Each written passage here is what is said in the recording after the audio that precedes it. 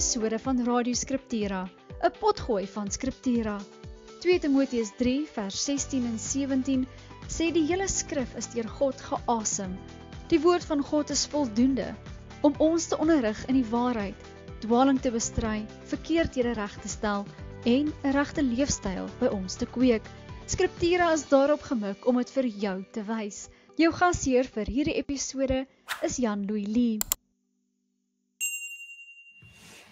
Goeiedag, welkom by hierdie, ek dink is die laaste episode van Scriptura 2025 en wat 'n jaar was dit nie, 'n wonderlike jaar. Ek herken so 'n bietjie Gerard se studeerkamer en ek is immer bekend met die plek waar hy sit en dit gee maar net vir ons 'n aanduiding van hoe baie dinge in die span van die jaar kan verander. So vandag is 'n lekker informele episode, ons gaan so 'n bietjie deel oor wat in hierdie jaar gebeur het, wat vorentoe voorlê, 'n paar dinge wat ons graag volgende jaar wil aanpak. En dit is vandag net 'n lekker gesels koffietafel gesprek en ons sien uit na wat gaan gebeur. Ek hoop die luisteraars geniet dit. En saam met my vanoggend om hierdie verskriklik gestruktureerde episode te hanteer is Gerry van Rein, Marnix Boersema en Jaco de Beer amper vergeet ek jou van vir 'n oomblik. Daar in die mooi Kaap. Baie welkom man en dankie vir die gesprek by voorbaat. Kom ons gesels 'n bietjie oor wat in hierdie jaar gebeur het. Ek dink ons begin sommer daar by Jaco, hulle. Laat Jaco vir ons 'n bietjie sê wat hierdie jaar die werksaamhede reekse wat vir jou uitgestaan ensovoorts. Ja, baie dankie Jan-Louis. Ja, dit was 'n wonderlike jaar. Ek dink net vir ons luisteraars besef ook nie altyd dat ons ook maar baie groei deur hierdie opnames nie. In ons voorbereiding en in ons saamgesels, dit is ook 'n groot bron van groei van onsself. So dit is vir my persoonlik baie beteken vir al twee reekse waarom ons gedoen het hierdie jaar wat lang reekse was. Die eerste een was die disipelskap reeks vir nuwe lidmate waar ons graag wou voornemende nuwe lidmate en selfs nuwe lidmate of jong mense of nie tot die geloof graag bietjie wou inlei in die Christelike geloof en sekere groot pilare, as mense so kan noem, die groot pilare van die Christelike geloof. So daai reeks het regtig vir my persoonlik ook baie beteken. Jy weet, 'n mens kan as jy soos vir predikante veral as die uitdaging, jy sit agter jou lesenaar, jy werk met preke en jy werk so baie ander goede. En in die besigheid kan 'n ou soms so 'n bietjie van die fondamente van ons geloof, die eenvoud van die geloof, bietjie verwyder raak, nê? Nie dat mense dit vergeet nie, maar jy wil dit nie meer glo nie, maar net jy raak so besig met al die ander goede dat jy by regtig die eenvoud van die geloof kom. En ek dink dis goed om dit net weer te onthou het vir my persoonlik. En vir al toe Jesus gesê het, toe hy gebid het, sê Vader, ek dank U dat U hierdie dinge nie vir die groot mense of die slim mense of die wyses geopenbaar het nie, maar juis vir die kindertjies. En dit beteken nie net klein kindertjies natuurlik dit ook, maar ook vir die van die regtig die eenvoud van die geloof. En ons moet dit nooit vergeet nie. En dan die tweede groot reeks was natuurlik die seksualiteit reeks. Ek dink dit was 'n baie nodige reeks. Dis iets wat ons al lank gepraat en gesê het, ons moet dalk daai nuwe katekismes van die menslike seksualiteit doen. Ek dink dit was 'n baie goeie reeks. Dit is ook 'n lang reeks, maar dit het die definisies baie goed gelê en dit was baie nodig. En ek weet in baie kringe is dit baie goed ontvang. Daai boekie is ook baie versprei onder baie kerke by ons en by julle. So dit was baie goed veral vir jong mense, né? Want jong mense word so gekonfronteer met hierdie goed. Ek het ons 2 dogters wat studente is wat op universiteite is en studeer en ek was ook by onlangs by hulle graadeplegtigheid en ek was in die begin toe ons dogter eerste jaar was, die opening was so woke gewees en die klem, selfs met die graadeplegtigheid moes hulle so 'n klem daarop lê vir die sogenaamde inclusivity, die Engelse woord en alles wat moet gebeur. Dit grille mense baie keer. Die kinders gaan soontoe om te gaan studeer, hulle gaan soontoe om te fokus op studies, maar al wat daaraan gaan is hierdie. En so daai reeks het regtig, dink my persoonlik gehelp en ons kinders ook en ook die kinders van ons kerk en die mense wat ons ken. En ek glo regtig ook ons luisteraars oor hoe moet ons dink oor hierdie ding, om antwoorde te hê, om iets in die hand te hê, maar ook in 'n klankformaat om te gebruik. Ek wil net daarby voeg beide die nuwe disipelsreeks en die seksualiteitreeks. Die nuwe disipelsreeks was ook baie goed dink ek vir ons om saam weer te gaan terug te gaan na wat is die basiese van ons geloof, en is regtig baie keer goed om net weer te gaan verfris en net te sê, maar wat glo ons werklik, en dit versterk mense geloof ook, om net terug te gaan na die evangelie en soos wat 'n mens dit wil verduidelik vir ander mense, groei jy self ook en jy hou net aan groei, selfs al is dit die basiese van die geloof. Ek dink die mens kom ooit by 'n punt waar mense sê, ja, dit is die basiese, so ons verstaan dit alles en ons beweeg aan nie. Inteendeel, die evangelie is so ryk dat 'n mens kan net heeltyd daarmee besig wees en dit bly net heeltyd homself ontplooi en jy hou net aan leer. En die seksualiteit reeks was aan die ander kant vir my ook, soos Jaco sê, baie sinvolle reeks. Hoewel dit nie noodwendige reeks is, miskien waar mense baie openlik praat nie, want vanweë die onderwerpe, dit is nie maklik om daaroor te praat altyd nie. Maar ons weet baie mense vind baat daarbey, en wat goed was van die reeks is, daar's baie sake wat die boekie, die nuwe seksualiteit boekie aangespreek het, wat vir ons ook nuwe probleme is in die wêreld waarin ons is. Ek dink een van ons het ooit gedink dat ons in die teologiese skool te doen gaan hê met transgender probleme wat so op die voorgrond is nie. En mens weet van hierdie dinge, maar ek dink die mens besef dat dit so vinnig, so vorentoe geskuif gaan word nie. En op die manier help dit ook om met aktuele sake binne die gemeente, wat nie noodwendig altyd so duidelik uitkom nie, dit help jy om regtige Bybelse grondslag daarvoor te vorm, en nie net vir die luisteraars nie, maar ek moet ook sê, ek dink vir ons as bedienaars van die woord, wat ook nie weet altyd hoe om hierdie goeders te hanteer nie. So dit was vir my ook baie sinvol om daai te leer.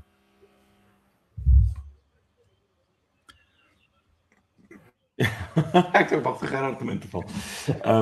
Ja, nee, maar dan sal ek inval. Ek wil nou nie spesifiek oor reekse praat nie, want ek stem heeltemal saam met Jaco en Marnix oor die reekse. Ek wil oor 2 episodes wat vir my persoonlik baie beteken het gesels. En een is deel van die reeks oor vernuwe disippels. En wat lekker is, dit is materiaal wat ek by katekisasie ook gebruik het, maar is die episode oor gebed gewees. Ons wil altyd van gebed hierdie groot tegniese moeilike ding maak, maar het is eintlik so eenvoudig en so groot voorreg. En daarmee saam die episode wat ek en Jaco saam gedoen het oor die geloofsbelijdenis van Nisea, om net weer herinner te word aan hoe diep ons gereformeerde wortels strek. Hoeveel jare terug is daardie geloofsbelijdenis nie opgestel nie. So ons het die voorreg om op baie ouens in die verlede se skouers te kan staan. En ons is nie soos Prof Naas het altyd in missiologie gepraat van bossiekerke. Het vandag opgespring maar niks wortels nie. Ons kan kyk en sê maar ons het 'n onderbou wat deur die jare op die skrif gebou is, en dit gee groot sekerheid en troos. So dit is twee episodes, moet ek sê, wat vir my persoonlik baie beteken het. Ja, as ek die jaar so terugdink, ek het nou so 'n bietjie vinnig net gaan kyk in die katalogus van wat ons gedoen het hierdie jaar. Wat sê die vers episodes is natuurlik wat my betref baie goed, omdat daai teksies wat so buite konteks aangehaal word, in 'n groter perspektief geplaas word, en dit altyd stof tot nadenke is. En natuurlik wat vir my by verre ek weet julle manne verskop dalk bietjie vir my in terme van hierdie perspektief episodes wat ons doen, maar dis my altyd van die hoogtepunte van die maand, want ek kom uit 'n nuushuis uit en dit is altyd vir ons so vanuit jou gereformeerde perspektief na die saak te kyk, en is baie mooi. En 2 episodes wat goed vir my was hierdie jaar, was die episode rondom die skrywe. Ons het daai vinnige episode opgeneem rondom die skrywe aan Helspruit, wat baie goed was. Bietjie net weer, ons het gepraat oor tug en liefde. Dit is wonderlike temas vir die kerk om net weer 'n bietjie te herkou. Ons het weer dit is altyd nuttig, en dan die gebeure rondom Charlie Kirk. Ek dink ons het dit ergens ook ingewerk. Dit was vir my goeie episode. En dit is wonderlik om te kan dink op hierdie punt. Ek dink wanneer ons Skriptera begin in 2017 is amper 8 jaar nou wat besig is nie. En as jy gaan terugkyk, kon ons nie dink toe ons begin het dat ons teen hierdie tyd nou al 'n biblioteek gaan hê. Regtig amper 'n biblioteek het oor 'n klomp temas. So as jy vrae kry in 'n gemeente en dit is regtig 'n mooi stukkie toerusting in jou mondering. Wat jy vir iemand kan sê, weet jy wat, ek gaan uiteindelik weer daar uitkom as jy nou 'n lidmaat het vraag het, maar luister eers gou hierna en dan praat ons verder daarna. So al die werk is in 'n sekere sin so 'n bietjie vir jou al klaar gedoen. So jy kan net terug wat ons klaar gedoen het en hopelik beteken dit vir julle dieselfde dat jy klaar iets, dit is klaar daar. Ja. As ons kyk gereed. Ja, om daarbey aan te haak, wat vir my besonder is die luisteraars vra het 'n mens baie keer ook lei daartoe, nie altyd nie, maar dit lei soms daartoe dat 'n mens ook met die persone wat die luisteraars vra dat 'n mens agterna, weet na die tyd, het jy met hulle ook 'n 1-tot-1 gesprek. Ja. En daar was al kere wat dit daartoe gelei het dat daar aanvanklik luisteraars vra is en dat die persoon nie in die kerk is nie en dat die persoon op die eind van die dag ook weer terug is in die kerk of by 'n gemeente aansluit, by gereformeerde kerk aansluit. En daai gesprekke wat rondom daai vraag ontwikkel is baie keer regtig baie besonder, want mens aanvanklik ken jy nie die persoon nie en op hierdie manier leer mense die persoon ken en mens stap eintlik 'n pad saam met die persoon. Maar dan wil ek ook daarmee saam sê, ons oogmerk as Scriptura nie, en almal verstaan nie altyd waar Scriptura inpas nie. Maar ons oogmerk as Scriptura, en ons sê dit ook gewoonlik vir die luisteraars of vir mense met wie mense hierdie gesprekke het, want baie keer kom daar vrae na mense toe wat eintlik nie tuis hoort by Scriptura nie, dit hoort tuis by die plaaslike kerk. En dan sê ons vir die mense, luister, Scriptura is iets wat vanuit die kerke is vir die kerke onder toesig van die kerke. In ander woorde, elke een van ons as aanbieder staan onder toesig van ons plaaslike kerkrade. So dit is nie, Scriptura is nie bedoel om 'n kerk op sy eie te wees of iets langs aan die kerk te wees nie. Dit is bloot 'n gesprek binne in die kerk en is om toerusting te gee vir die kerk. En dan moet 'n mens baie keer ook vir mense sê, jy weet, ons het nou jou vraag geantwoord so goed as wat ons kan. Maar nou het jy 'n ouderling nodig. Nou het jy die plaaslike kerk nodig. Nou moet jy by 'n gemeente lidmaat word en jy moet na jou predikant toe gaan en jy moet met hulle 'n gesprek hê en jy moet die pad daar verder stap. So jy voel so half so bietjie soos 'n brug tussen iemand wat buite die kerk is en hopelik weer in die kerk inkom. En dit is werklik 'n baie groot voorreg en ek is baie dankbaar teenoor die Here dat 'n mens op so 'n manier 'n rol mag speel. Ja, ek wil ook eerstens by Marix aansluit met die idee van luisteraars vra en ek dink 'n belangrike konsep wat ons by Scriptura probeer uitleef en dit is dat ons Christus gesentreerde teologie wil uitsit, maar ook hartsteologie.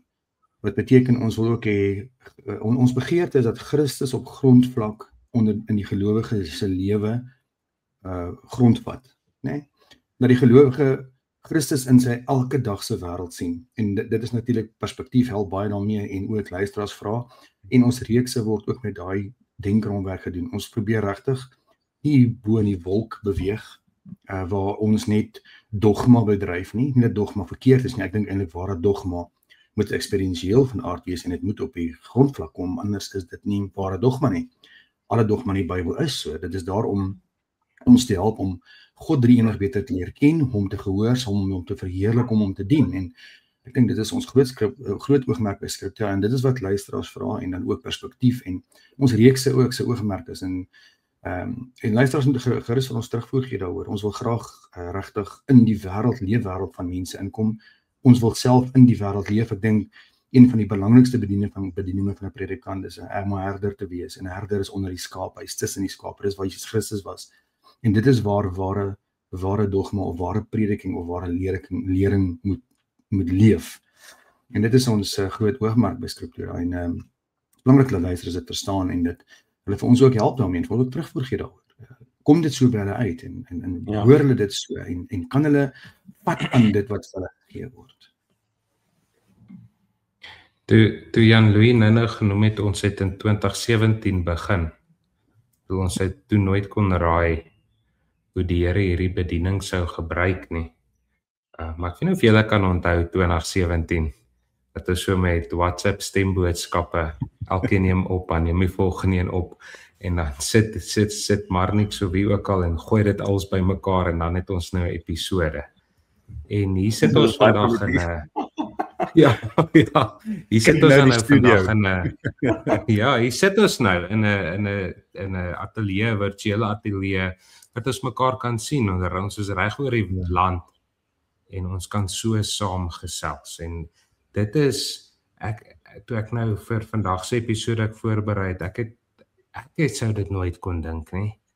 Ons het gegaan, en ons het aanhou bid, en daar is 'n manier dat dit so sou kon gebeur, sonder ander se gebede ook nie, so almal se gebede word hoog op prys gestel, dat julle nou die voorreg kan hê om in ons mooi gesigte ook vas te kyk terwyl ons praat. Ja, en in 'n sekere sin is dit eintlik ook, as ek dit so kan sê, is dit eintlik ook al wat dit is. Dit is 'n klomp ouens wat met mekaar gesels oor belangrike goed, maar dis die geleentheid vir ander mense om in te luister op ons gesprek. So dit is ook nie altyd so gestruktureer om 'n baie mooi gepolitoerde media te wees wat ons uitstuur nie. Baie keer is dit, ek meen, ons kinders skreeu in die agtergrond, in die hond gryp 'n bal, en weet, en allerhande goeters gebeur. So dit is partykeer regtig 'n baie growwe in 'n rowwe ding, maar dit is iets so 'n geleentheid om in te luister. En ek sit elke week verstom om te sien wat ons dames reg gekry het om episodes te politoer. Dat ons klaar opgeneem, en dan kom dit baie beter oor as wat dit gevoel het. Ek mens moet dalk 'n episode met hulle opneem, met hulle by. Ek weet dit nie. Ja, dit is webinar agter die skerm. Dis miskien ook nodig om dit te sê, Gerry, jy het nou nog gepraat van WhatsApp voice notes of stemboodskap wat ons aan mekaar gesit het en uiteindelik ietsie daarvan gemaak het. Maar hoe Scriptura op hierdie stadium werk is natuurlik nou ons die aanbieders wat nou die voorbereiding doen, die inhoud doen, en dan neem ons die episode op.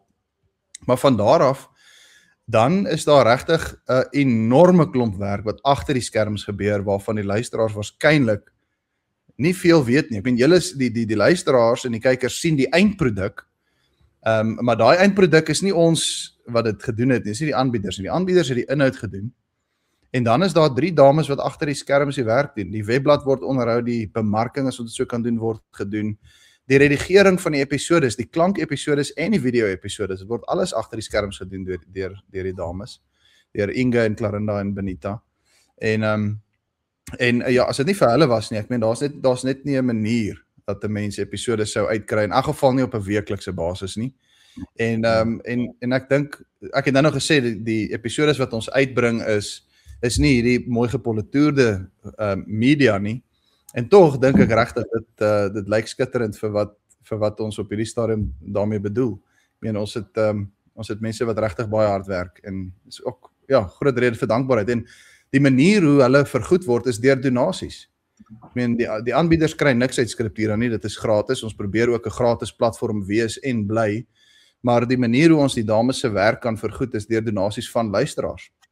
En dis werklik ook besonder dat daar's elke liewe maand is daar donasies van luisteraars wat net inkom. En die hoeveelheid keer wat ons vir donasies gekom het is, wat sê jy, Jan-Louis? Ja, dis presies dit. Ons doen nie regtig aktief bemarking of vra vir donasies nie. Ons het in die verlede 'n bietjie. Ja, dis besonder. So baie dankbaar daaroor. Ja, ek wil graag by Marnix aansluit. Ek voel regtig om 'n groot punt te maak dat ek wil baie dankie sê ook op die lig vir ons dames en die werk wat hulle agter doen, dat ons luisteraars ook verstaan. So daar's iemand wat byvoorbeeld die algemene administrasie doen, daar's iemand wat die webtuiste doen, daar's iemand wat daar's een persoon wat die Facebook doen, wat die audio-opnames verwerk, en my vrou doen dit en ek het al gesien wat sy doen, en om klein gapentjies uit te sny, om elke woordjie en elke foutjie uit te haal, en om die volumes dieselfde hoogte te kry, en ek vir u verseker, is nie 'n halfuur of 'n 10 minute se werk nie. Dan is daar 'n dame wat ons video's verwerk, wat hierdie video vat en verwerk en dieselfde doen. Daar is Jan-Louise kuit wat nie lekker is nie, wat uitgehaal moet word, of Jan-Louise ja, en sovoort, jy weet, en net so tongetjies ook, daar's natuurlik ook die grimeerkunstenaars wat seker moet maak dat Jan-Louise kuit te veel drink dat ons op lig gaan nie. En al daai goed, en daai wat geweldige tyd om van Jan-Louise bestoel te kry en dit gedoen te kry is nie maklik nie. Ja, dit was net 'n grap, ons maak nie gebruik goed. Ek gewonder het daar's 'n geweldige klomp interne geskerts voor elke episode. En dit kom Ek het 7 jaar terug toe ek begin het, wel 2017 is meer as 7 jaar, of 9, hoe lank terug is dit, ek nie eens tel nie, sien my ouderdom haal my ook om te tel, maar ja, ek het baie anders gelyk, my gesig is bietjie ontplooi daar op die skerm, nee, ek jok so, ek lyk daarom soos ek lyk, maar kyk, Jan-Louis kyk natuurlik nou hoeveel plooie hy bygekry het in 7 jaar en so voort, maar ja, en van ons het kinders bygekry, nee, ek weet nie, man, jy het 2 kinders bygekry of so iets in 7 jaar, nee, hoeveel kinders het jy bygekry, van julle ook Gerrie ook, ek weet nie, ja, ek dink plus minus 4. Wow. Ja, 'n paar die grafies wil ek net regtig vir ons dames. En dan is daar natuurlik ook Clarinda wat al die grafiese, die mooi grafies gedoen en baie ander gedoen en ek wil regtig vir hulle baie dankie sê. En ek dink ook laastens ons luisteraars, ek wil net die luisteraars moet verstaan dat Marink het genoem van die geld wat inkom. Ons daar's geen wins in skripteer nie, mense vergeet die platform waarop ons opneem word betaal en dit kos 'n paar dollar. Ons betaal in dollar en ons weet hoe die rand was, hy's bietjie beter nou, maar hy was maar baie sleg op 'n stadium. Soos geie instrumente wat ons gebruik wat betaal word in dollars en al daai goed kom uit die befondsing wat ons luisteraars vir ons gee. En so ek dink ons as 'n span wil ook vir hulle baie dankie sê. Ons waardeer elke meelewing, ons waardeer elke geskenk en donasie en al die eer aan die Here vir julle ondersteuning daarin. As ek nog net ietsie daarby mag voeg, ekskuus Jan-Louis, wat deel is van die donasies van die luisteraars. Ons het ook iemand wat vir ons ek weet nie wat is die mooi Afrikaanse woord daarvoor nie, maar die server spasie, bediender ruimte, dink ek is die regte Afrikaans. Jan-Louis, jy mag my maar sê. Kyk, taalgebruik is iets wat die dames agter die skerms net nie kan regmaak nie. Maar in 'n geval, die server ruimte wat ons het, waarop ons webblad funksioneer, dit word ook aan ons geskenk. Die persoon sal waarskynlik nie daarvan hou as ek sy naam noem nie, so ek gaan nie. Maar dis die punt wat ons probeer maak, dink ek, deur hierdie dinge te sê, is dat ons opreg dankbaar is vir almal wat help om Skriptira op die lig te kry en op die lig te hou. En ons wil graag vir die mense wat kyk en luister laat verstaan, hierdie is nie 'n one-man show nie, hierdie is nie 'n een-span projek nie. Daar's werklik 'n hele klompie mense wat elke maand, en as dit nie elke week is nie, baie aktief agter die skerms werk om Skriptira aan die gang te hou. En ons dank die Here vir hulle, werklik. En ek dink die belangrike ding waarby ons wil uitkom, want ons het ook met ons vergadering dit gesê, is as die Here se wil is dat hierdie bediening moet aangaan, dan wil ons baie graag diensbaar en bereikbaar wees. En tot op hede het die Here dit net laat voortgaan. Weet, ons het nog nie 1 maand bekommer, ons het nie nou fonds om die dinge te betaal en die dinge werk nie uit nie, en partykeer kan ons nie episodes altyd opneem, en dan is daar altyd 'n tipe van 'n plannetjie wat ons hier agter die skerms kan maak om te sorg dat daar tog 'n episode uitgaan. Is baie soos weet Matteus, Handelinge 5 en 6 van as hierdie ding van die Here afkom, dan sal dit voortgaan, en as dit nie van die Here afkom en dan sal hy dit stop. En ons is baie dankbaar want hierdie goeders is genade, en ek dink om hierdie saam met bediening, saam met 'n klomp ander take aan te pak. Dit ons spot altyd en sê dit voel soos deputate werk, en genadiglik is Skriptira 'n vreugde om aan deel te neem. Dit is partykeer 'n oase van deputate werk al weg. So kom ons en hier is 'n gaskunstenaar deel van daar hier's Nick, hy kan sommer deelneem aan die volgende deel van die van die pad van Hermanus. Ja, hy gaan nou nie 'n idee het wat hy val kom in die gesprek. Nicolaas, net dat jy weet jy is op die lig tans. Hierdie is 'n opname, 'n aktiewe opname. Ek is dankbaar om hier te wees. Goeiemôre man, hoe gaan lekker met julle? Ekskuus dat ek laat is, maar en moet asseblief nie die verwagting hê dat ek soos die Bomb Squad alles beter gaan maak nie. Maar ek is daarom nou ook hier. Moet op prinse nie vertrou nie. Nee, veral nie op 'n pinaar nie. Printers nie. So nou is ons by hoe was hierdie jaar persoonlik? Ons is almal predikante in plaaslike bediening. Ek weet Jaco doen nog saam met die bediening sekulêre werk ook. En 'n paar dinge het hierdie jaar verander. So kom ons gesels oor hoe die Here werklik hierdie jaar dinge in ons lewens laat gebeur het en wat is hierdie dinge wat gebeur het. Ek dink Gerard, kom ons begin sommer by jou. Jy sit al my studeerkamer, so Ja, ek dink jy gaan moet leer aanbeweeg, Jan-Louis. Nee, ek wie sou nou kon raai dat mens beplan jou paadjie en jy dink hier is hoe jou pad loop en dan lei jou foon op 'n Sondagmiddag en na baie gebed en stoei, julle manne weet waarvan ek praat, die besef maar jy moet 'n skuif maak. So ek nou baie onlangs, ek is laas naweek bevestig hier in Brits, dis waarom Jan-Louis so skerts oor die studeerkamer en die gemeente, hy ken hierdie gemeente baie beter as wat ek op hierdie punt doen. So dis nou baie opsigte vir ons as gesin 'n nuwe begin.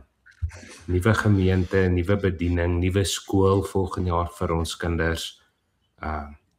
Maar dit is met die vertroue ons doen wat die Here wil hê ons moet. So ons is opgewonde daaroor ook. Maar ja, ek sou dit nooit kon dink dit is hoe my jaar sou eindig hierdie jaar nie.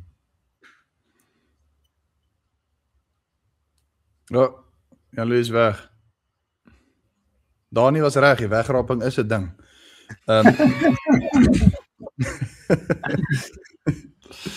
Miskien sal ek maar net aanhang op my skerm is ek nou die volgende een na Gerry, so ek weet nie hoe lyk die volgorde daar by julle nie, maar by ons is ook nou so 'n bietjie meer as 'n jaar lank in Pretoria nou dat ons van Graaf-Reinet af geskuif het. En ek weet nie Gerry of 'n mens noodwendig na 'n jaar enigstens noodwendig meer voel of jy jou voete gevind het nie. Dit vat maar altyd 'n rukkie om weer 'n bietjie by te kom.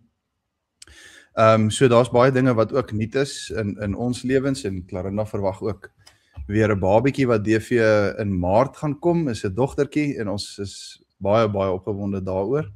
So daar's heelwat nuwe dinge wat gebeur en ons is baie dankbaar om Pretoria te wees. Dit is 'n totale ander bedieningsveld of 'n bedienings ek weet nie of dit ander bedieningsgeleentheid sal noem nie. Daar is wel baie ander geleenthede natuurlik in die stad.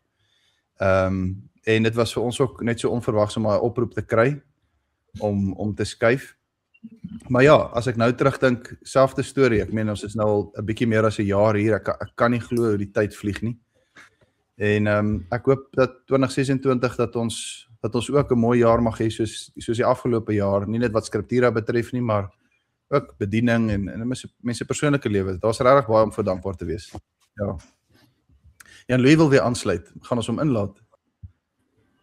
Eens kyk. Ja, miskien moet ons maar aangaan, Jaco, ek dink jy's volgende in die ry. Ja, sy Jan-Louis terug. Ja, die jaar het sy uitdagings soos elke jaar maar het, en ook baie seëninge en dankbaarheid. Die bedieningsomgewing waarin ek bedien is 'n baie harde bedieningsveld. Dis op die Kaapse vlakte, met baie armoede, geweldige geweld en dood en ensovoorts, bende geweld, alkoholisme, dwelmmisbruik ensovoorts. So die pastorale las is hoog. Is swaar op mense hart. En maar tesame met dit het die Here vir daai roeping ook die krag gegee. So die Here lei ons daardeur en hy help ons daardeur en dis 'n ander vlak van bediening. Dit leer 'n mens dat die evangelie ook daar sy lig bring. En nie, dit klink amper as ek gesê dit is opsioneel. Nee, die evangelie is juist daar ook. Juist tot sy groot lig in daai omgewing waar daar soveel wanhoop is, selfs op 'n politieke vlak, dat die Here vir ons die krag en die vermoë gee. En so is 'n baie groot voorreg vir my om daar te bedien. Ek wil tog iets noem baie hulp Skriptura vir my in daai omgewing ook gee. Jy weet, die bediening om daai omgewing kan baie alleen raak, baie alleen raak. Jy vergeet van jouself, jy worstel die hele tyd met die nood van ander mense, dat jy nooit aan jouself dink nie. En Ja, en ek dink dis ook julle gevoel by Scriptura span en in hierdie jaar was dit vir my altyd 'n groot seën om ook met julle so te gesels en ook na die tyd te gesels en ek wil tog ook hierso 'n lansie breek van 'n predikant en sê moenie die bediening alleen doen nie, maar kry vir jou 'n broer, 'n paar broers, kom informeel met ander of dit 'n ouderling is en of dit 'n predikant vriend is, maar ek dink veral ook predikante. Ek dink ons laat hierdie ding geweldig na. Dit en Scriptura het dit natuurlik baie vir my beteken. Ons kon baie oor ander dinge ook gesels. As ek raad nodig het, ek julle ook raad gevra. Natuurlik het ek ook persoonlike predikant vriende buite die kring, maar ja, Scriptura het regtig vir my ook baie ondersteun, persoonlik help op hierdie gebied. Ja, ekskuus vir die wegraping gebeur het. Was Gerard besig om te praat en nou is ek terug en is my beurt en ek het hulle jou teruggestuur, Jan-Louis? Branddag. Ja, groot skuif in ons lewe op hierdie jaar. Ek het net nadat jy klaar lag maar niks. Ons het ook van Brits af na die stad toe verhuis en dit was 'n groot omwenteling vir die gesin saam. Grootliks omdat my vrou vir die departement van onderwys werk en dit baie keer makliker is om van sekere siektes ontslae raak as om oorplasing te kry na die stad toe. Het ons gesin al vir die laaste 6 maande ons het 'n hybride bestaan gehad. Sy was in Brits 'n paar dae van die week en ek en die 2 jongstes het hier gebly. My oudste moes eers laerskool klaarmaak in Brits en dit was so half bietjie interessant. En ek wil dit op 'n persoonlike vlak sê, is regtig nie 'n goeie ding om nie in dieselfde huis as jou vrou te bly nie.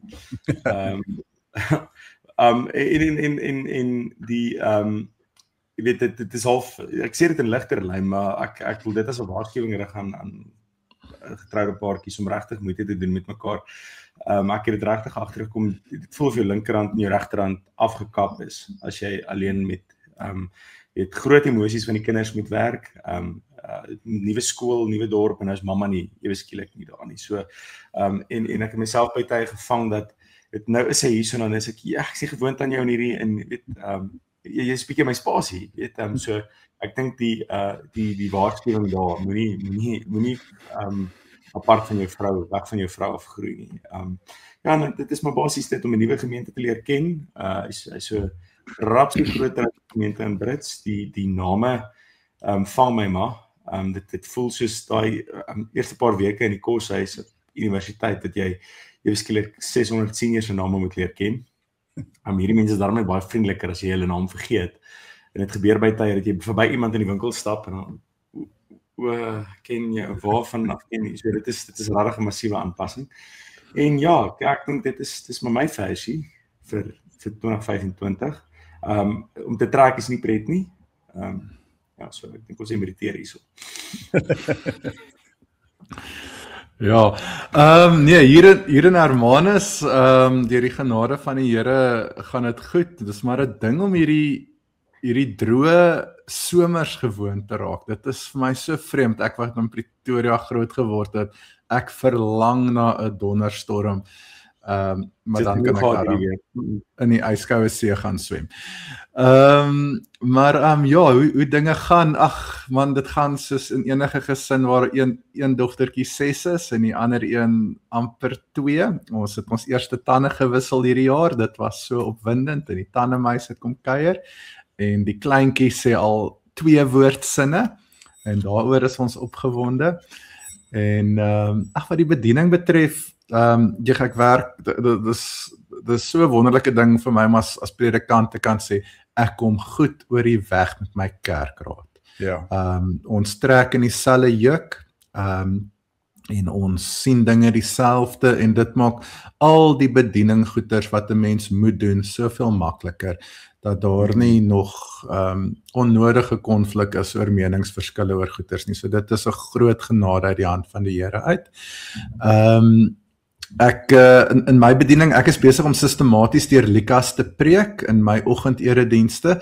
So dit is 'n wonderlike verkenning. Ons is nou by Lukas 20 rond, waar dit die leidingsweek is wat begin. So ek het nou 'n breek gevat daarmee net so aan die einde van die jaar om bietjie Kerspreke en op die voorsienigheid van die Here te fokus, en dan is dit wat ons weer vasvat met ons aandededienste, ons met die Nederlandse geloofsbelijdenis besig, en ook net my prediking vir Sondag, want dis ook deels die rede hoekom ek laat is ek op ou Isak, wat sy seun moet gaan offer by die berg Moria, en waar daar gesê word, die Here sal voorsien, die naam van die Here wat daar gegee word, en dan na dit skryf Moses dat die Israeliete gesê het, op die berg van die Here sal dit voorsien word, wat natuurlik 'n profesie is van hierdie berg Moria, waarvan ons in 2 Kronieke 3 vers 1 lees, dat Salomo die tempel op die berg Moria gebou het,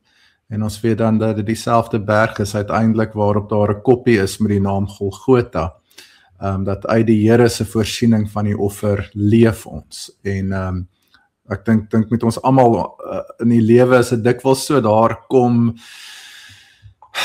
moeilike goeters, daar kom goeters wat gehoorsaamheid vereis, maar uit die offer van Christus sorg die Here vir sy kinders vir ons, en dan kan mens bedien, kan jy selfs vreugde hê te midde van goeters wat soms baie moeilik is, en daarvoor is mens baie dankbaar.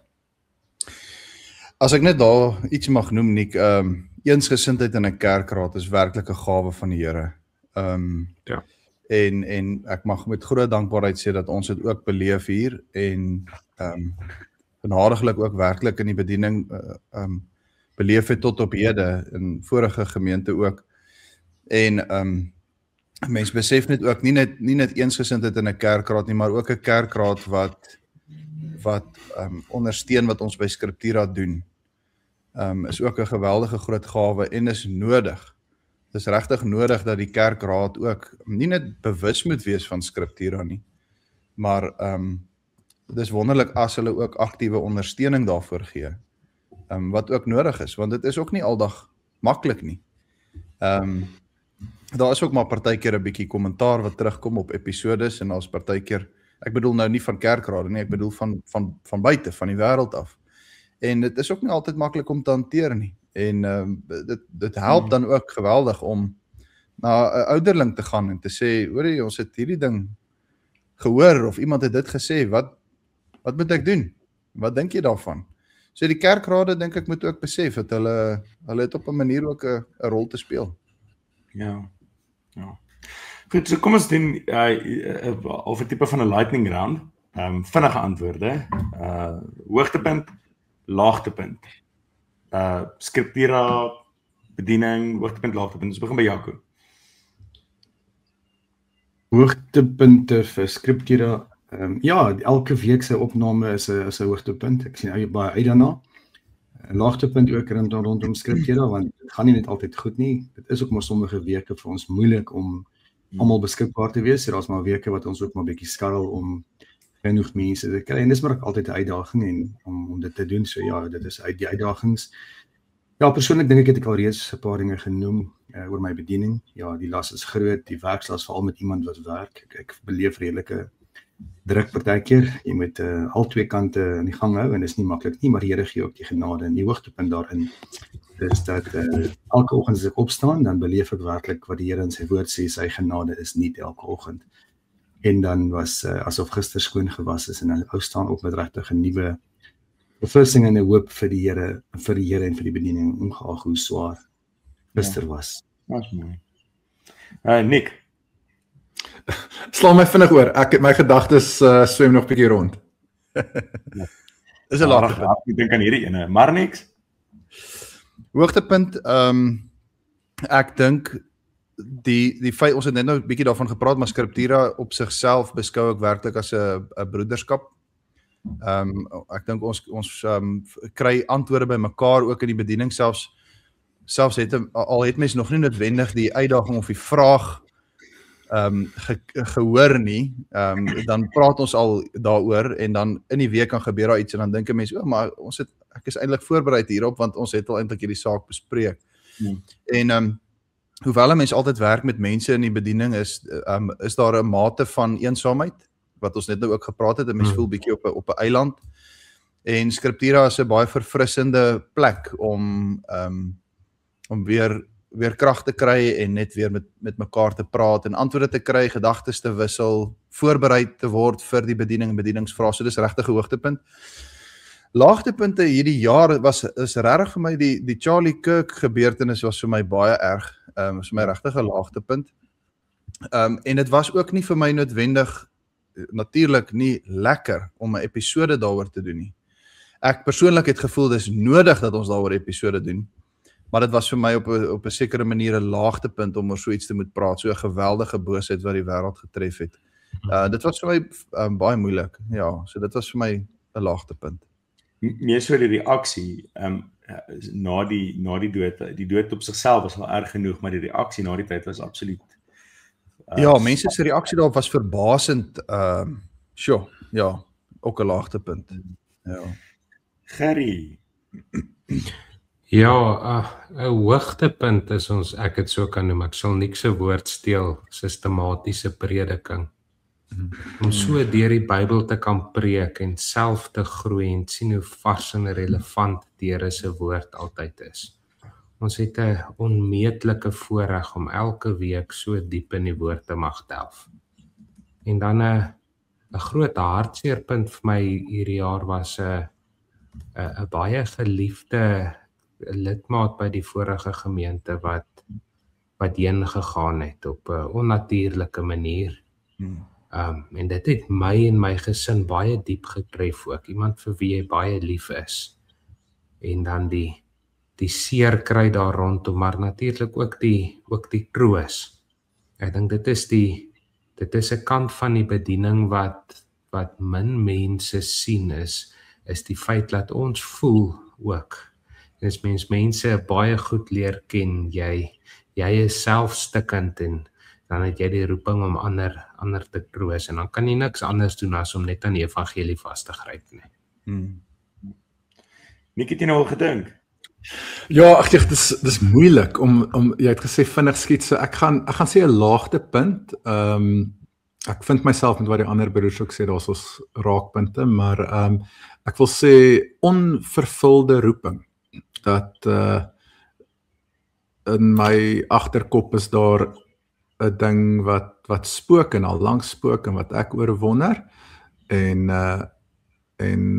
hoe langer mens so iets nalat, hoe jy weet of dit verdwyn het heeltemal weg of of dit hou aan om te krap. So dit wil ek sê is iets van 'n laagtepunt. Maar en natuurlik wat rondom dit gaan is ook vrees vir mislukking en dies meer. Maar ja, ek hoop dit is kripties genoeg. En ek hoop dit is algemeen genoeg. Ek dink dit is by almal kan mens sekerlik sê daar's iets wat jy nalat wat jy weet jy nie moet nie. En dan 'n hoogtepunt, nee, persoonlik ek is die Here so dankbaar vir my gesin, vir my eggenoot Hanlie, vir my 2 dogtertjies, vir daar's soveel blydskap wat daaruit vloei. En miskien is dit bietjie ook dan 'n meer konkrete laagtepunt is wanneer ek misluk as 'n pappa. Jy weet as mense as 'n man 'n billebak is en nors en ongeduldig. Ek dink ons dominees ons gesê ons is eensaam, maar baie keer is ons ook in ons gedagtes besig om te herkou aan goeters en dan mis jy partykeer wat reg voor jou afspeel, dan zone jy uit of wat ook al. So dit is jy weet dit is bietjie 'n laagtepunt. So wonderlik bly as dit my gesin my maak. Partykeer is hierdie dominee bietjie se gedagtes elders en ja, so ek kan fokus om bietjie meer teenwoordig te wees wanneer ek daar is en nie weg te dryf nie. Maar nee, dit is ek is dankbaar vir al die mooi in my lewe. Ja, hoogtepunt vir my is ek dink ons het dit een keer hierdie jaar reg gekry. Ek weet nie, ons moet gaan kyk dat ons al 6 saam opgeneem het. Ja. Dis vir my gewoonlik 'n hoogtepunt, maar dit is ook waarskynlik dikwels van ons meer chaotiese episodes, omdat ons so baie goeders is om te sê. Laagtepunt wil ek aansluit by wat Nik gesê het op 'n snaakse manier. Ek het hierdie jaar net beleef hoe my oudste seun, ewe skielik 'n man, weet hy's toe ek hom gelos het in Brits was hy nog 'n seentjie en nou begin hy wel dieper word en weet die maniertjies raak al hoe meer tiener. Hy het hierdie gewoonte om my te begin killie. Jy weet hoe kinders jou killie, dis is nie killie nie, hulle is besig om gat in jou lyf te grou. So ek's potblou van hoe die kinders my karnaval. Maar dit was my regtig opmerklik hoe weet pappa se rol in die huis is geweldig belangrik en as hy nie daar is nie, daar's nie 'n substituut nie. Mamma kan die beste mamma wees as wat sy taalpolisie, daar's nie iets soos 'n substituut nie. Ja, taalpolisie, plaasvervanging. Pak slaaf vir jou. Hierdie is 'n laagtepunt in Jan Louis se bediening. Gewoonlik vir hierdie goeie so net. Ek het daai 'n baie ernstige oomblik verwoes nie, dankie. So ja, taalpolisie. Jy moet nie nou kyk nie, maar ek dink jy moet nou die episode eindig. Ek dink so, ons stop. Maar net voordat ons stop, kom ons net ek gaan net gou mute. Ons hy. Kom ons kyk voor na 2026. Wat lê voor? Wie wil inval? As ek mag sê, ek dink ons het nou onlangs 'n vergadering gehad waar ons daar gesels het en elke jaar het ons 'n vergadering waar ons bietjie praat oor wat voor lê. Ons beplan ook weer mooi reekse. Ons het altyd dit lyk vir my die afgelope paar jaar dat ons altyd of elke keer reekse wat fokus op 'n vorm van disippelskap wat natuurlik seker sin maak want dit is op 'n manier ook deel van wat Scriptura wil wees. Ons wil middel wees om mense te help om die Here Jesus te volg in hierdie wêreld. So ons hoop om te kyk na 'n reeks wat fokus op toerusting en disippelskap van mans en manlikheid in 'n wêreld waarin ons nou leef. Ek sien ook daarna uit. En dan natuurlik ook die luisteraars vra wat altyd inkom, ons het nou net daaroor gepraat en ek wil maar net ook weer eens hier vir die luisteraars sê, ons is nie altyd baie goed om terug te antwoord as daar e-pos inkom met 'n vraag, in die sin ons is nie altyd baie vinnig om terug te antwoord nie, maar ons kry die vraag en ons versamel dit en ons sit dit op 'n lys en dan werk ons deur die vraag wat ons besluit om wel te antwoord, werk ons deur in 'n lys. Dit vat net partykeer lank voordat ons by jou vraag uitkom. Maar dit word hanteer en dit word bespreek en dit is vir ons ook baie keer dikwels 'n baie verrykende gesprek om oor so luisteraars se vraag te praat. So daar sal hopelik ook DV weer luisteraars vrae wees wat ons kan hanteer. En ja, dit is min of meer in breë trek hoe die nuwe jaar lyk. Enige met alles wat wil inval. Ek is te bang die taalpolisie sak op my neer, so ek is eers klaar vir vandag. Het julle die keiser gedoen op skool, Gerard? Ja. Taal. Ja. Dit was nou inderdaad een van daai wonderlike oomblikke wat ek dankie tog, dit is nou vasgevang op kamera, jy weet, en ons gaan dit versprei. So jy sien. As ek dalk kan sê wat net so vir 2026, veral vir ons luisteraars, as julle ons sien, doen 'n skietgebed asseblief vir ons. Dit sal soveel beteken as julle ook ons span in julle gebede dra. Want jy weet, dis alles manne wat in huisgesinne en in werkplekke staan, soos almal van ons, en dat die Here ons ook krag sal gee om by ons voornemens te kan uitkom, en wees ook verseker, ons bid ook vir ons luisteraars, dat die woord wat ons hopelik in opregtheid en getrouheid verkondig, dit sal grondvat en jy weet, 'n mooi positiewe stem sal wees. Ja. So dat net so versoek so tussendeur. Ja. En as ons dan nou afsluit, ek dink dis 'n mooi manier om af te sluit. Ons wil graag ook vermoedigheid neem om julle te vra om saam met ons en vir ons te bid vir wysheid, dat ons met die wysheid van die skrif die temas wat ons aanspreek sal aanpak, en dat dit nie ons opinies is wat ons gee nie, dat ons altyd sola scriptura mag sê, en vir getrouheid en eenheid, en dan om in te midde van groot kultuurdruk kerk te bly in hierdie krom en verdraaide geslag. Mag die Here ons in 2026 net so vashou in sy getrouheid, ons lei om 'n instrument in sy hand te wees in die jaar wat voorlê. Baie sterkte aan al ons luisteraars vir hierdie komende feesgety. Wees veilig, matigheid voor oë en alle dinge. En as ons die lewe hou en die Here ons spaar, dan sien ons mekaar weer in 2026.